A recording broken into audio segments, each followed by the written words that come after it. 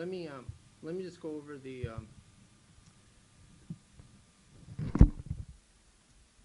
female and male reproductive stuff. I have to make a video for my general anatomy, so just bear with me. Huh? I do? That's just a hormone. Yeah. So let me just go over this real quick, okay? First of all, you got the female gonads are the ovaries. And the ovaries release hormones. Estrogen, which is the feminizing hormone, right? And progesterone. Progesterone has several functions. The function I want you to know is that progesterone thickens the endometrial lining. It increases the amount of blood vessels in the endometrial lining. And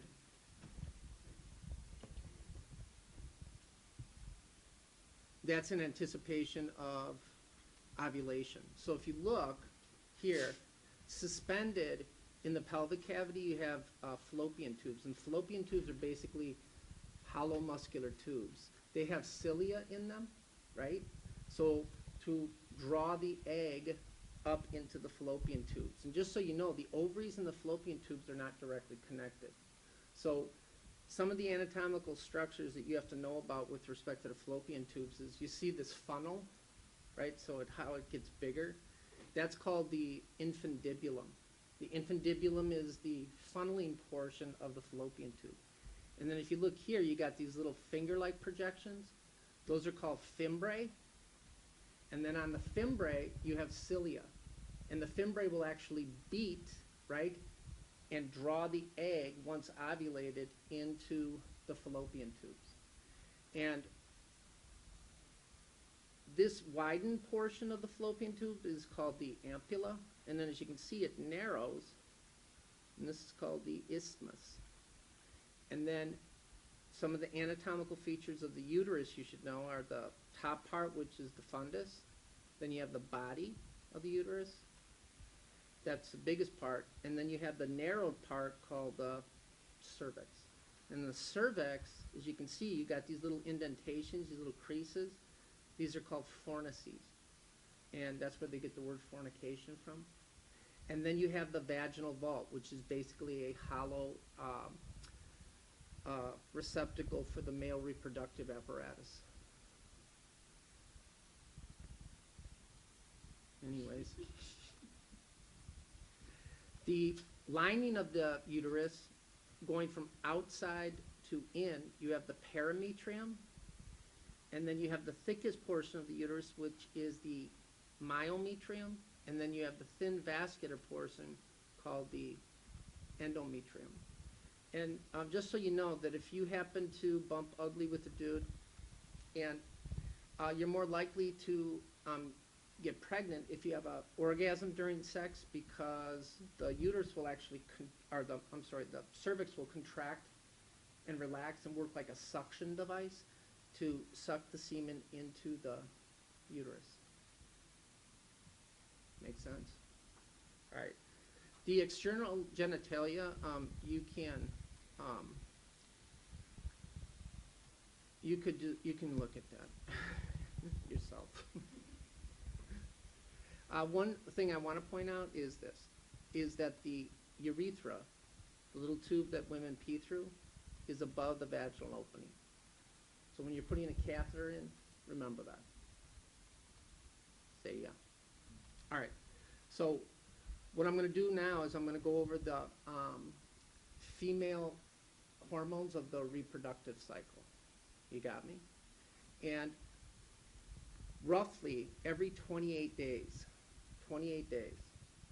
and remember, the hypothalamus and the pituitary gland are intimately connected. The hypothalamus, neural tissue, pituitary, glandular tissue. So about every 28 days, the hypothalamus will produce and then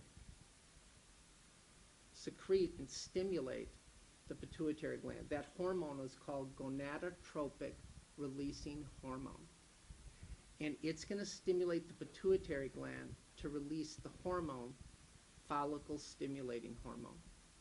follicle stimulating hormone then circulates in the blood, and it will affect the ovaries. And I explain this to you, that a follicle is basically a group of cells, right?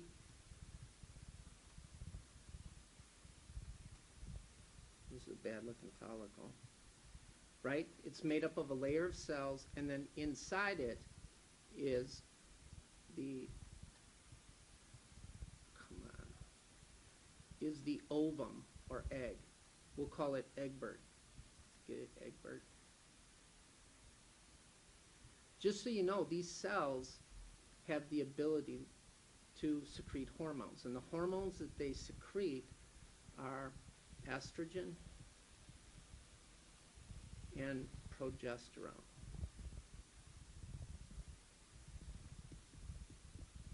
You got me? So, gonadotropic releasing hormone released by the hypothalamus stimulates the pituitary to release follicle stimulating hormone. And what follicle stimulating hormone does is it begins the process of maturing these follicles in the ovaries. And many follicles will get matured, but only one will win the day. The rest of those follicles will then just kind of disintegrate and go away. So there's a limit to the number of children you can have by virtue of the fact that you have a limited number of eggs. Just so you know, you have millions of eggs in each ovary. So you could have millions of kids. Isn't that wonderful? They're a lot of work, huh? Sarah, you got kids? Do you want a 19-year-old? He'll wake up at the crack of noon every day for you. Okay, are you with me? So follicle stimulating hormone stimulates the ovaries to mature follicles. Once that follicle is matured, that follicle, watch it, will begin to secrete high levels of estrogen and progesterone. Tell me you got that. The function of progesterone is to thicken the endometrial lining. Because what are you about to do? You're about to pop out an egg. So if you get lucky, right, and that egg gets fertilized, you want a thickened endometrial lining to be able for that egg to implant and you start developing a baby. Are you following this? Right. So estrogen's function is then to stimulate the pituitary, feedback on the pituitary to release the hormone luteinizing hormone. Luteinizing hormone then circulates in the blood and tells the ovary, or tells the, ovary, and then it will cause the follicle to rupture. And when the follicle ruptures, it releases Egbert. Tell me you follow that. Now, this follicle that was ruptured now has a name. It's called Egbert's dad, or mom, should be, right? This is called the corpus luteum, and its function is to release levels of estrogen and progesterone that will, one, maintain that endometrial lining, and two, feedback on the pituitary to stop the release of follicle stimulating hormone, right? Because you don't want to ovulate again. You just did. Tell me you got that. So then, what happens is the little fimbriae start fimbriaing. Come here, Egbert. Come on, buddy. They draw it up into the fallopian tubes. Then if you bump ugly, and, right, then that sperm, they start swimming. Oh, there he goes. They're swimming. And they fertilize that egg. You with me? that fertilized egg and cells that line the endometrial lining will now release a hormone called human chorionic gonadotropin. And that feeds back on the follicle, the corpus luteum, to continue to release levels of estrogen and progesterone. The progesterone to maintain the thickened portion of the endometrial lining, and the estrogen to prevent the release of follicle-stimulating hormones so you don't ovulate. Tell me you're following that. Now, in the other event, let's say that you don't bump ugly, you read the textbook, you can still get pregnant. Reading the textbook can make you pregnant. Oh, that's it. You guys didn't want to have a baby in school. Oh. So if you don't bump ugly, then that egg will begin to disintegrate. And because there's no human chorionic gonadotropin to feed back on the follicle to release estrogen and progesterone, you follow? That corpus luteum begins to disintegrate, and it will no longer release estrogen and progesterone. Progesterone thickens and maintains that endometrial lining, so if you got no progesterone anymore, it will cause it to slough off, and you get your period. Period. Are you following that? Now, the little journey that your fertilized egg takes about 7, 8, 9 days to make that journey. It's a long way for a little egg to go, and they ain't got no legs. So implantation of that fertilized egg occurs at about the 9th day. And once you ovulate, that ovum is good for about 3 days. Sperm ejaculated into the vagina can last about 2 days. So there's a window of about 3 to 4 days each month that you can get pregnant. Say yeah. All right. Now, we'll go to the guy.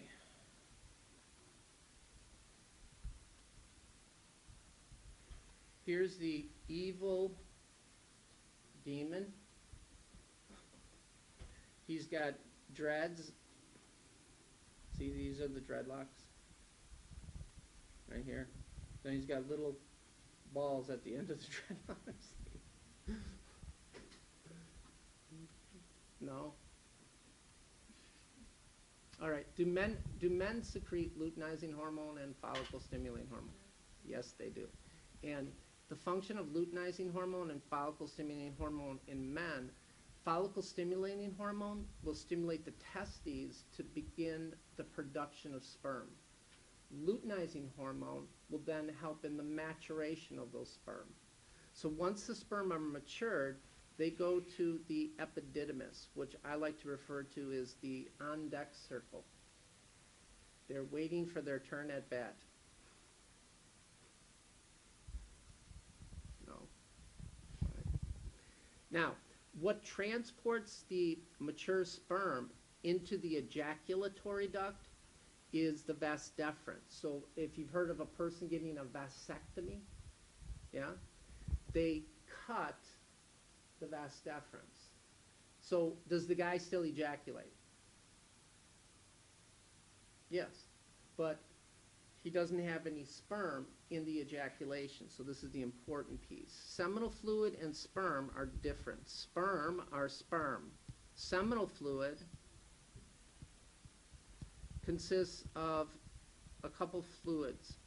Number one, you have these little glands called bulbar urethral glands. And in anticipation of coitus and ejaculation, the bulbar urethral glands release a clear, viscous fluid that will lubricate the urethra. You got me.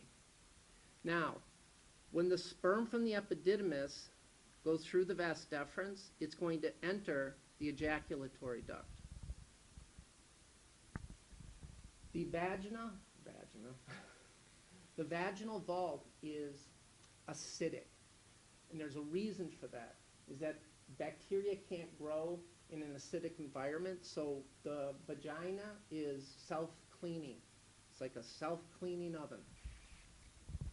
You got me? So you shouldn't be douching. Douche. That's bad for you. So watch. So the prostate gland, a little walnut-shaped gland that surrounds the urethra, it releases into the ejaculatory duct this milky white alkaline fluid. So when the guy does ejaculate into the vagina, that alkaline and acid neutralize the pH, so the sperm starts swimming. You don't want them to swim now, because they'll swim right out. Right? Oh, there it goes. There goes Egbert. Are you following? Then when a guy reaches orgasm, you have these things called seminal vesicles, which are little muscular sacs, and they're filled with fluid. And that provides the propulsive force to eject the seminal fluid into the vaginal vault or wherever. Say, yeah. Got that? All right. So the shaft of the penis is kind of like, there's no muscles in the penis. You understand that. At the base there are, right? But in the shaft of the penis there's no muscles. It works on hydraulics. So if you look here, you have 3 columns of tissue.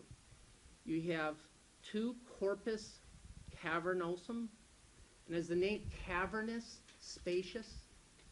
And then you have the corpus spongiosum, which is a thicker connective tissue. And basically what that does is that when the guy gets an erection, it prevents the urethra from being closed off, because the guy pees through the same hole he has sex with. You follow? So when a guy gets sexually aroused, it's reflexive until about 54. Then you have to have quiet time and think about it.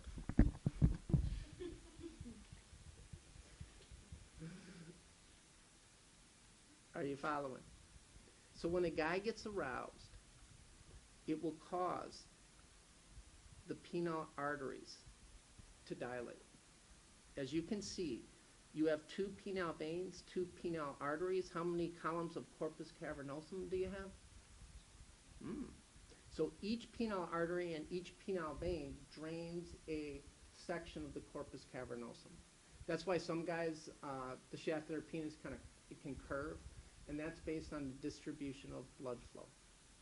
So some guys it goes down or up, again, that's based on distribution of blood flow. Now, as arterial blood goes into the penile arteries, it is going to begin to fill that corpus cavernosum with blood. So they will become engorged and larger. The result is that, remember, there's no pressure in the veins. It's going to compress the 2 penile veins. So you will be getting blood into the shaft of the penis, but that venous blood is not going to be removed. That's what produces the erection. Tell me you got that. Now, what does Viagra do? Viagra causes arterial vasodilation. And it's somewhat specific for the arteries of the shaft of the penis. So that's what allows guys to get an erection and maintain it if they're taking Viagra, because more blood flow is going there. And then you've heard the commercials. If you have an erection that lasts for longer than 4 hours, get to your emergency room, right? That's because this tissue now is metabolically active, and you're building up waste products, but the penile veins are compressed, so you can't get rid of the waste products, and that can cause your penis to rot off. That's all I want to say about that. That's just bad luck thinking about it. So What they will do is, if you can't get that down, you go to the emergency room, they will stick a needle in there, and then they will draw out the venous blood so that your penis becomes flaccid again. So yeah. Now, it just doesn't dilate the penile arteries, it dilates arteries all over. And you're not going to believe this, but nitrates for chest pain, they dilate arteries too. So if you take Viagra and then you take nitrates for chest pain, your arteries are going to get big. And according to Ohm's law, if you take nitrates and Viagra, the resistance to blood flow goes down and your systolic blood pressure drops. So it will cause an unsafe drop in blood pressure. Do you see that? Right. You did. That was like, it sounded just like a commercial. So talk to your doctor before taking Viagra. That's why, do you understand this? Can I tell you a real quick story? I know it's Saturday, you don't want to hear it, but can I tell you this? My ex-wife, she was dating this guy. He was a turd, man. This guy was just an idiot. He's one of these guys where he walks into the room and he immediately thinks he's the smartest guy in the room. And if you ever think that, you're not the smartest guy in the room. But anyways, my son comes, he goes, "Hey, Dad, Mom's boyfriend was in the hospital." I go, "What happened?" "Oh, he's having some kind of heart problem," right? So I see him at court a couple weeks later, and I go, "Dude, don't you watch the commercials? If you're taking Viagra and nitrates for chest pain, it will cause an unsafe drop in blood pressure." He's like,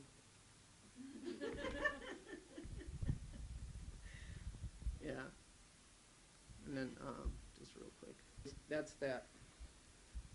Say yeah. Anything else? You can get rid of this.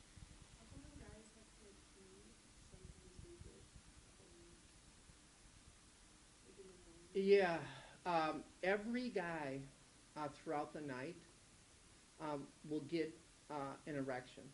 It's just physiologic and it's reflexive, and I'm not really sure why.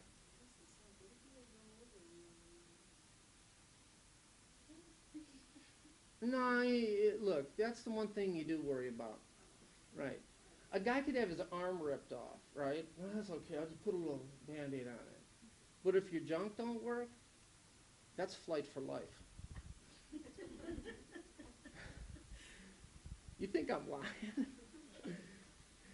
The only questions guys ask me at the company I work at, it's like, "Hey Tim, I got this problem." Anything related to the junk, they're like, "I gotta see Tip, I gotta see Tip." Anything else, "Oh, I had a heart attack last night." It's okay. Yeah. What did you want? For the protective layers of the brain and spinal cord, what do you want for that? I want the Pia Mater, right? You better make sure that you tell me that it lines the spinal cord and covers the brain directly. Then suspended above the Pia Mater is the Dura Mater, or the Arachnoid Mater, right? And below the Arachnoid Mater is the subarachnoid space, and that's where cerebrospinal fluid circulates. Yes? And then you have the outer, tougher coating called the Dura Mater, and the Dura Mater covers the inside of the vertebral column and the skull.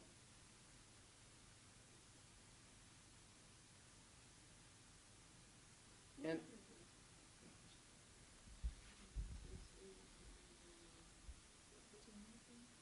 yeah, and remember that the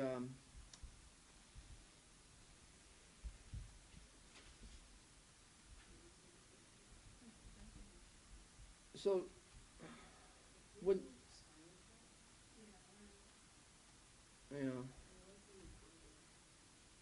right, know this. I don't know why this bothers me, but it does. Here's the dura. Do you see this? This is the dural layer. And the dural layer is also consistent. It will form a coat, protective coating of the peripheral spinal nerves too. Right? Now watch. This is the epidural space, so that's where they give you an epidural. Epi means outside or above the dura. You got me? Right? So you don't inject epidural into the cerebral spinal fluid. You inject it above the dura. You're following me? All right. Watch. The true spinal cord ends at L1. But cerebral spinal fluid circulates all around the spinal cord, all the way through the cauda equina, the horse's tail.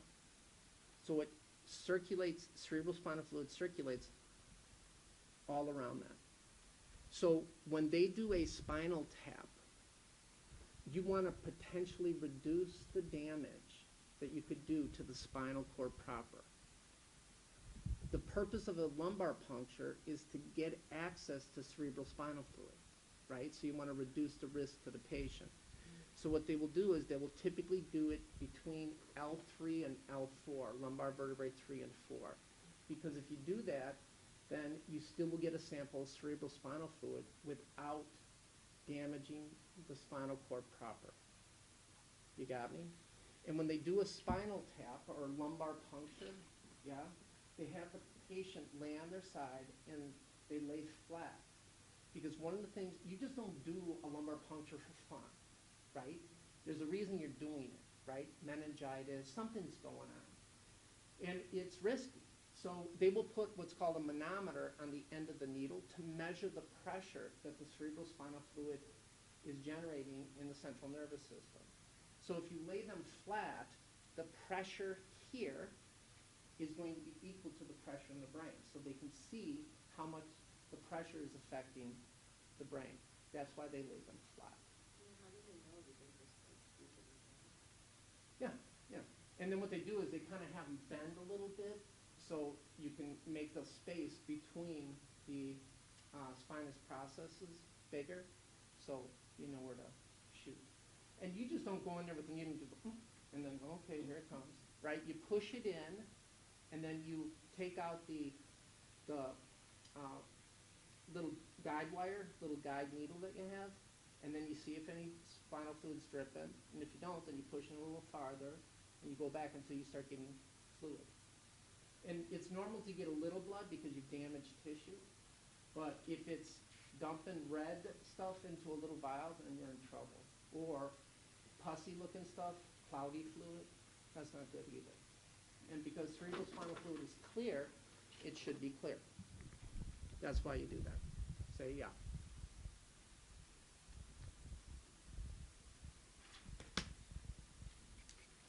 What else? TSH, how, because do you just want like what's included with the thyroid? Yeah, for the hormones? Yeah.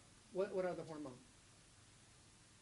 Like what is the hormone that we all do? Yeah, is there thyroid on there? Thyroid hormone? Yeah, thyroid hormone, but the TSH in our, on the previous quiz you took this semester, TSH was included. Absolutely, it has to be. You just want the TSH taken out of other hormones? Taken out of? Like with the answer? Yeah, because it has to be included. So if you get TSH, you're going to have to talk about the thyroid hormone. That's my mistake. Do you understand? Can we just combine those two then? That's exactly what you should do. Yeah, that's my mistake. Just like if you're going to talk about cortisol, you have to talk about ACTH. Do you understand? Like, how does cortisol get released? You following that? Mm-hmm. Yeah. Okay. Sure.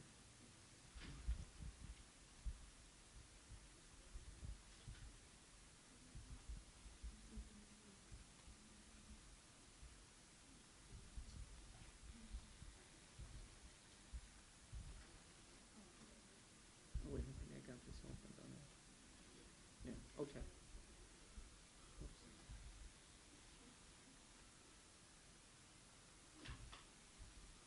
Oops. Well,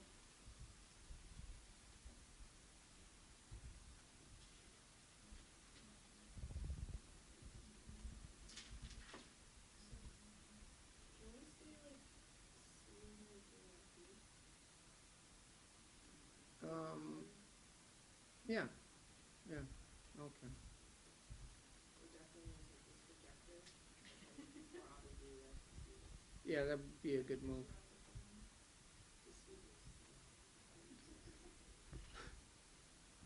Did I tell you that story?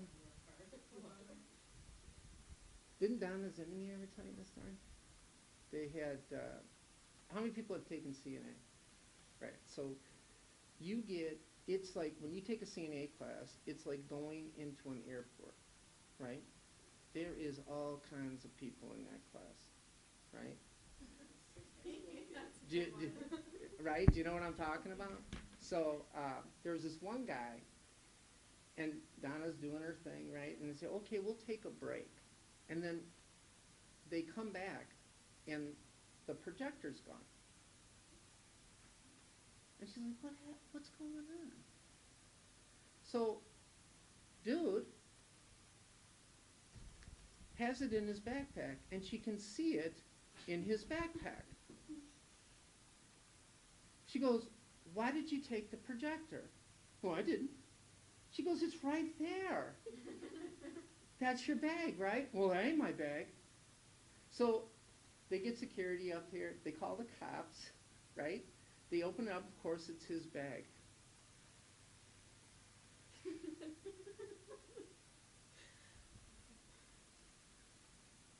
So silly.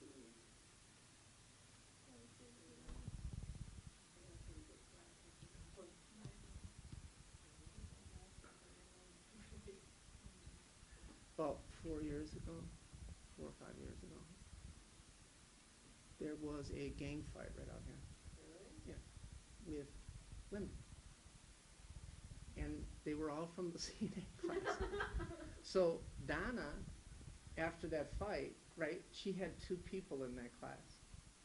Well, because they all got expelled. And I'm talking like chains and knives. I'm not talking about fist fighting and pulling some hair. Yeah, we used to do all this. To get into CNA, you have to do a background check? I don't know. This was a while back. But a lot of them, if they did this stuff when they were minors, then it's erased from the record when they become an adult. All right, so here we go. So CBC, yes?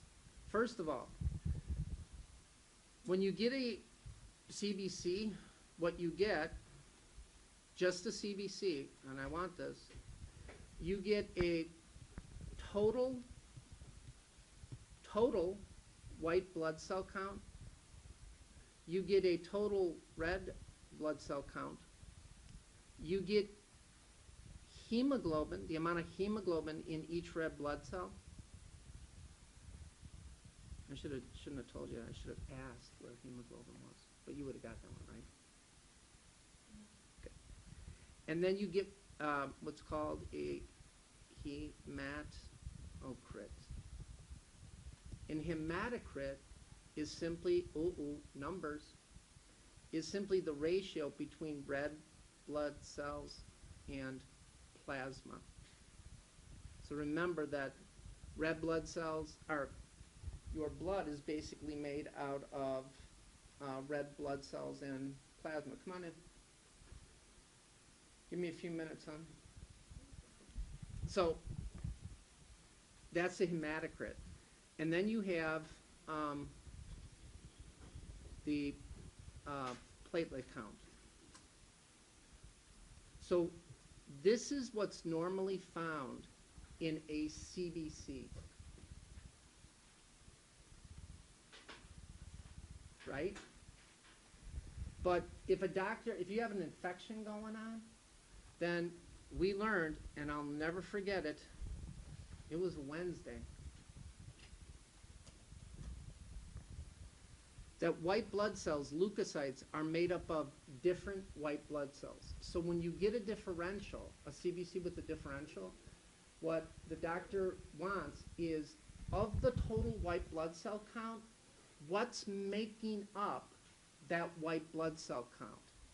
What of these white blood cells are making up that white blood cell count? So if you look here,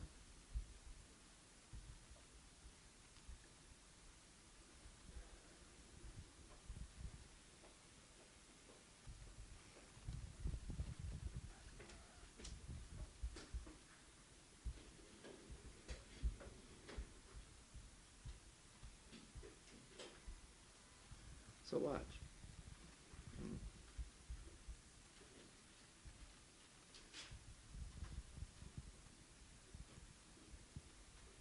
Here's dude's CBC, right? White blood cell count, red blood cell count, hemoglobin, hematocrit, platelet. Don't worry about this stuff right now. But this includes a differential. So if you look, you have a total white blood cell count of 9.9. So what a doctor wants to know is, of that total white blood cell count, what are the different white blood cells that are making up that 9.9? And a CBC with a differential will list a different type of white blood cells. You got me? In amount. And the most numerous are the neutrophils. So they're like the traffic cops. And then you have the lymphocytes, the terminators, the monocytes, eosinophils, and then basophils. So never let monkeys eat bananas. That's how you remember that. Got me? And if you take all of them, these right here, and add them up, that will give you the total of 9.9. You got me? So that's a white blood cell count, and then the differential is the different white blood cells that make up that total white blood cell count. Now look.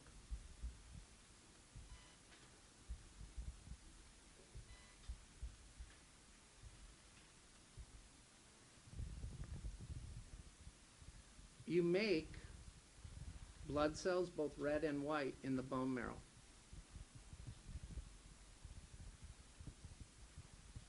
Yeah? So watch. So you got bone marrow, and then you got the blood. So if you have an infection, you want your white blood cell count to go up so you can attack and destroy that infection, right? So when your white blood cell count goes up, the bone marrow starts producing more white blood cells and dumping them into the blood. You with me? All right, so watch.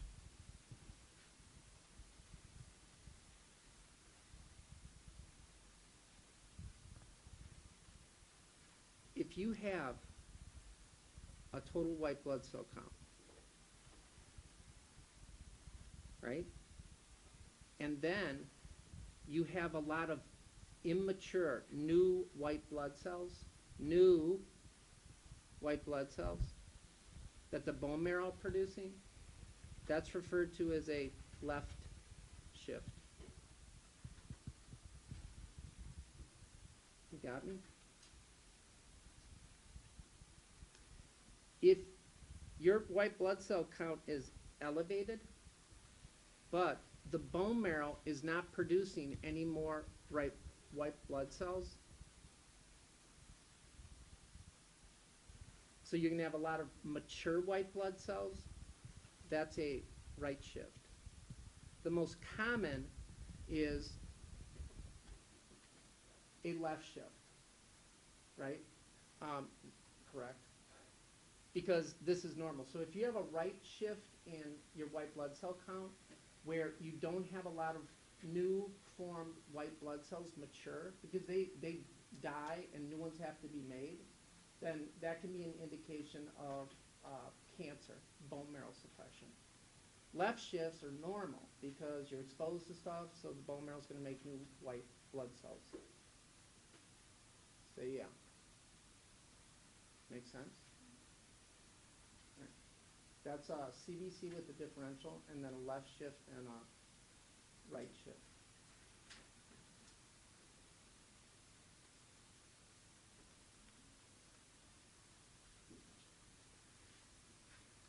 Okay. Now I have to go over stuff with my general class. I have a full house today. That is just amazing. All right. The last day. Whose phone's up here? Oh, okay. Yeah.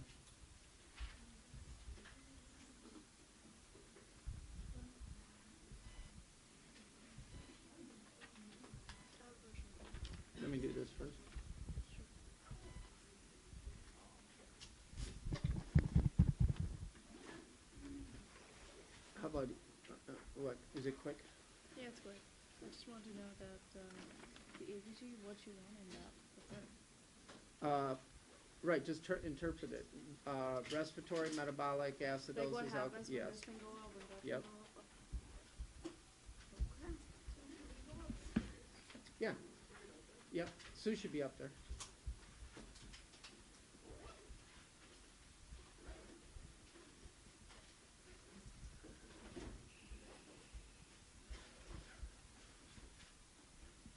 See you on Monday.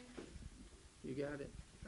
Can you come in at 12:15? Is that okay? We'll do that. 12:15. Yep.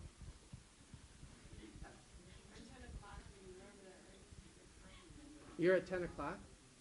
I thought 10:15. Did I? Oh, yeah, that's right. Yeah, you're right. Okay. I better change that.